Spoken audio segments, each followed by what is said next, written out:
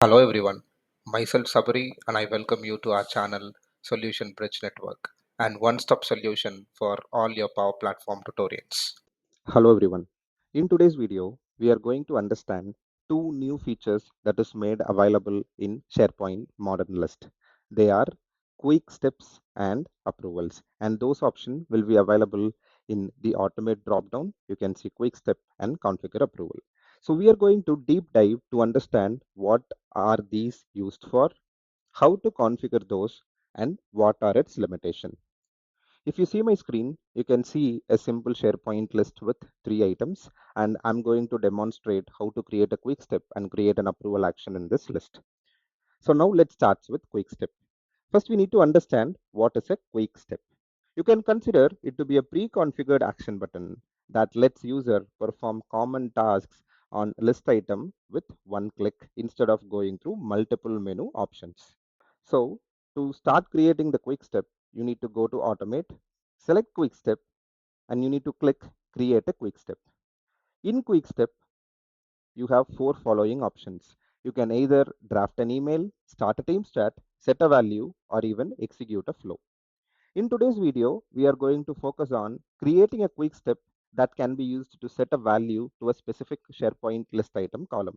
So I would like to go and select set a value, and this will open up the configuration screen, and you see that set a value is what we have selected here. If you want to change, you can change it from this drop down and select whatever you need. So I would like to still go with set a value, and it is asking in which column I need to set the value. I need to set the value in the column progress, and what is the value I need to set? I need to set it as completed. So whenever I select this step, the progress column of that specific line item will be automatically set to completed. I would like to call the name as mark as completed, and you have an additional option display conditionally. So system is asking, do we need to show this option always or on a specific condition? I would like to say show this quick step only if the progress column is marked as in progress. So I'm just setting it as in progress, and let me click on create. So this will create a quick step, and you can see these are the available quick steps, which I call it as mark as completed, and this will be available if and only if the value of the column is in progress. Let me click on escape, go back, and whenever I select this column, if you directly go on automate, now you can see quick step what we have created mark as completed. If you click this, automatically the status of the column will get marked as completed. As you remember, we have asked the SharePoint to show the quick step if and only if it is in progress. So let me select the line where the status is not started. If I follow the same process, see, you're not seeing the quick step. So let me edit this column, set the status as in progress. Let me close the grid view. Now, if you select this and go to automate, you will still see mark as completed. So still, user needs to click the item, go to the automate, and then click the quick steps. To avoid that, we can configure that as a column in the SharePoint list item as well. To do that, click on add a column, and now you see an option called quick steps. Select that and click on next. Here I will call this as steps, and in the quick step, now you will be able to see all the quick steps whatever you have created.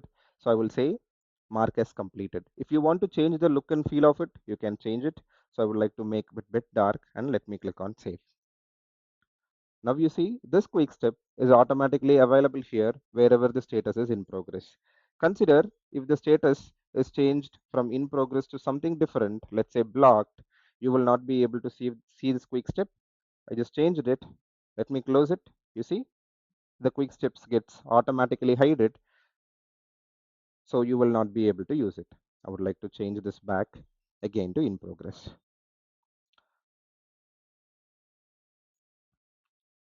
So automatically you can say mark as completed.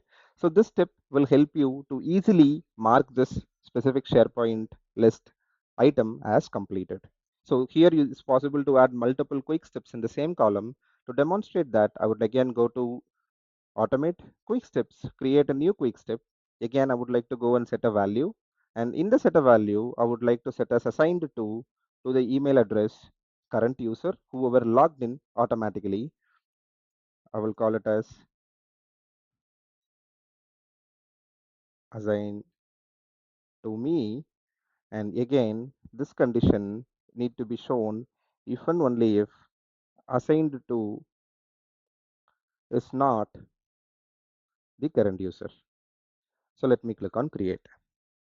So now we have two steps. If you want to rearrange the order, what comes first and what comes next, you can do that. So I will just like to keep it as the same. And now what you can do, you can again go to the quick steps, column settings, you can edit, and you can add the other quick step, whatever you have created, which is assigned to me. If you want to change the color of it, you can change it and click on save. Now if you see, this line item have two quick steps, either mark as completed or assigned to me. Let's make a small tweak. I will go to the quick step, and you can now see an option called manage quick step, and you can edit the quick steps whatever has been previously created. I would like to open this. What I would like to do is, whenever I say set a value, I would like to set it to the current user, and I would like to make sure the progress is set as in progress. Let me click on save. So now whenever I click assign to me, this will assign to the current logged in user, as well as this will make the status of that specific progress item to in progress. So I would like to click this. You see assigned to is Alex and the status is completed. So let me click on assign to me. This will automatically change the assigned to user to the current user and in progress. Since we have in progress, you see the other quick step mark as completed is automatically visible. You can customize this quick step further so that you will be able to have this logic made visible on required conditions. Now let's understand few limitations that we need to keep in mind for quick steps. We need to make sure to understand a maximum of 15 quick steps can be created per list or library. It is recommended to keep only the most frequently used steps to avoid clutter. And one more thing is to be kept in mind is quick steps respects existing permission. So user with a read-only access can only execute actions allowed by their permission level, while users with edit permission can run all the quick steps. Since we have completed understanding quick step, let's jump back to the approvals. To configure the approvals, again, you need to go to automate and you need to click on configure approvals.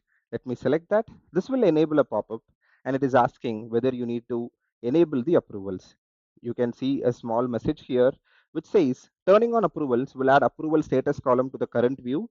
Users will be able to select an item and enter approver details and submit the request and generate a Teams notification to the desired approver. So this tells us that whenever you enable this and click on apply, there are certain level of columns gets auto created in the list view. We are okay with that, and we have an option to enable the default approvers, or this can be configured by the user as well. So now I'm not enabling that. Let me click on apply. Now we have enabled the approvals. You see an approval status column is automatically added. There are few other columns that get created. So I would like to go to show or hide columns where you will be able to see the information. You see approvers, response, approval creators are the other three columns that get created automatically. I'll add all these three columns to the view and click on apply. Now all these columns are blank because it is not submitted for approval. So if you want to submit it for approval, you can directly go here, click this not submitted option. It says, do we need to require the response in the assigned order? I'll explain what it is. So first I will say the approval needs to go to me. Then the approval needs to go to a user called Sumit. Then the approval needs to go to a user called Alex. So these are the three approvers that I want to go with. And it asks whether it requires response in an assigned order, then it will go for an hierarchical level of approval. If not, it will trigger the approvals automatically to the all the user. So all the three users can act on this approval simultaneously. Here, there is an option which says requires response from all approvers. I would like to turn this off for now and let me say submit. It says creating an approval request. Got a message that approval request is created. Immediately, you can see that this approvers, 3 approvers are added and the approval creator is me. If you have noticed, you might have seen a Teams notification. So as we see in that pop-up box, yes, a Teams notification will be sent to the user. Let me go to the Teams and in the activity, you will see a notification. Sabari Karthi sent you an approval request. So let me click that. Now you see that this is a status view, what you can see. So it says pending responses from Sabari, Alex and Sumit. The order is not maintained since we have not selected for it. If you want to click this, it will take you to the specific line item to view all the information.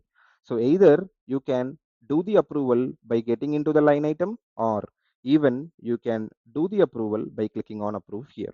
So if you click approve, automatically that gets marked there, or if you go to the SharePoint list item, you have an approver details, and if you click that, it will open. Here you have approve, reject or cancel request. So let me click on approve.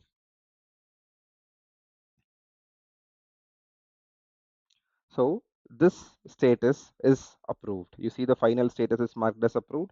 Let me go to this list and just do a refresh to make sure, check if I have the complete informations available. Now you see the status is approved. The response is received from Sabari. And if you click this approved section, you will be still able to see the approval activity made available. So it is requested by Sabari and it is approved by Sabari. There is no response from Alex and Sumit. Now let's make a small tweak to our approvals. So let me go to automate, go to configure approvals, and let's enable some default approvers. So here, now I'm going to enable an option called required response in the assigned order. So I will call the first response is received from Sabari and the second response is received from Sumit. And there is an option which lets the requester to override the default approvers. If needed, you can enable this. If not, okay. So let me click on apply. If you select a specific line item or if you click not submitted, you see this here, the approver details are grayed out, where you will not be able to add or modify the approvers. So let me go back, go to automate, and in the configure approvals, I would like to check this option, can override default approvers. Let's click apply. Now if you go to this option, you see the same order is retained. If you want to add additional or remove the existing approver, you can do so. So now let me click on submit. On submitting, this will create an approval request and this request will be initially sent to me. You see a Teams message. So I will just like to click that and this opens that specific item, and let's see the approval history. It is requested and you see step 1 is pending response from me, and once after I approve, it will go to the step 2 and it is pending response from Sumit. Now I have approved. So let me go back to the SharePoint list, do a refresh. Now if you see the second item, it still says submitted, but you can see the approver is now changed to Sumit. If you click this requested, you still be able to see the history requested by Sabari and approved by Sabari, and it is still pending with Sumit. So this is how an approval flow can be configured easily in SharePoint directly. Now we need to understand the limitation of model approvals on lists and libraries. First one is, if a user does not have a permission to view a list item, sending an approval request to that user does not automatically share the list item tagged to that person. Approval requests are auto-cancelled if the underlying list item changes, that is edited or deleted. User will receive a warning that there is an activity approval and it will cancel the request if the edits are completed. And the next one is to see and manage approvals, whether you are the requester or the approver, you need to go to the approval app in Teams with respect to viewing the approval section in Teams. And The approval columns in the SharePoint, such as approvers, responses, will show only the latest information, and to view the complete history, we need to rely on this approval status section. By this, we come to end of this video. If you have any questions, please post it in the comment section and we will be happy to help. Thanks for watching. Subscribe our channel, hit the like button, and press the bell icon for our new video alerts.